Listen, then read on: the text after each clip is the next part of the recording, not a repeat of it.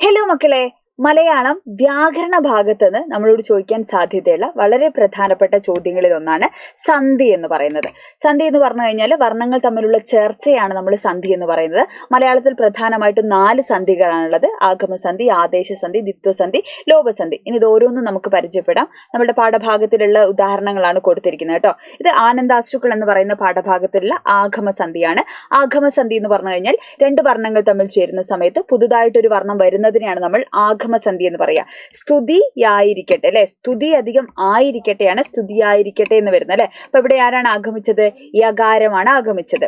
എവിടെയായിരുന്നു? എവിടെ അധികമായിരുന്നു? ഈ ആണ്ടിൽ, ഈ അധികം ആണ്ടിൽ. അടുത്ത എന്താണ്? ലോപസന്ധിയാണ്. 2 വർണ്ണങ്ങൾ തമ്മിൽ ചേരുമ്പോൾ ഒരു വർണ്ണം ലോപിച്ചു പോവുക, ഇല്ലാണ്ടായി പോകുന്നതിനാണ് നമ്മൾ ലോപസന്ധി എന്ന് പറയാ. നോക്കൂ, പെട്ടെന്നെന്ത്, പെട്ടെന്ന് അധികം എന്ത് എന്നുള്ളതാണ് അല്ലെ. അപ്പൊ ഇവിടെ എന്താണ് ലോപിച്ചു പോയത്? പെട്ടെന്നെന്ത് നല്ലല്ലോ നമ്മൾ പറയാ അല്ലെ, ഇന്ന് അല്ലെ. സംവൃതോകാരം, ഈ ചന്ദ്രക്കല എന്താ നമ്മൾ പറയാ?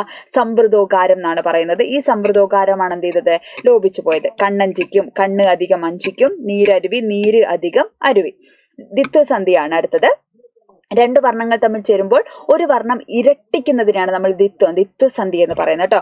തിങ്ങിക്കൂടുക, തിങ്ങിയധികം കൂടുക. ഇവിടെ കകാരം എന്ത് ചെയ്തു? കായാണ് ഇരട്ടിച്ചത്. ഉറക്കച്ചടവ്, ഉറക്ക അധികം ചടവ്. നീട്ടിപ്പിടിച്ചു, നീട്ടിയധികം പിടിച്ചു. പാ ഇരട്ടിച്ചു. നടയിൽ തന്നെ, നടയിലധികം തന്നെ. അടുത്തത് ആദേശസന്ധിയാണ്. ആദേശസന്ധി 2 വർണ്ണങ്ങൾ തമ്മിൽ ചേരുമ്പോൾ ഒരു വർണ്ണം വരികയും ഒരു വർണ്ണം പോവുകയും ചെയ്യുന്നതിനാണ് നമ്മൾ ആദേശസന്ധി എന്ന് പറയുന്നത്. വട്ടത്തിൽ, വട്ടമധികം ഇൽ, സ്വപ്നത്തിന്റെ, സ്വപ്നമധികം ഇന്റെ. വളരെ പ്രധാനപ്പെട്ട ചോദ്യരൂപങ്ങളാണ്. പഠിച്ചു വെച്ചേക്ക്. ഉറപ്പായിട്ട് നമ്മളോട് ചോദിക്കുന്ന ചോദ്യമാണ്.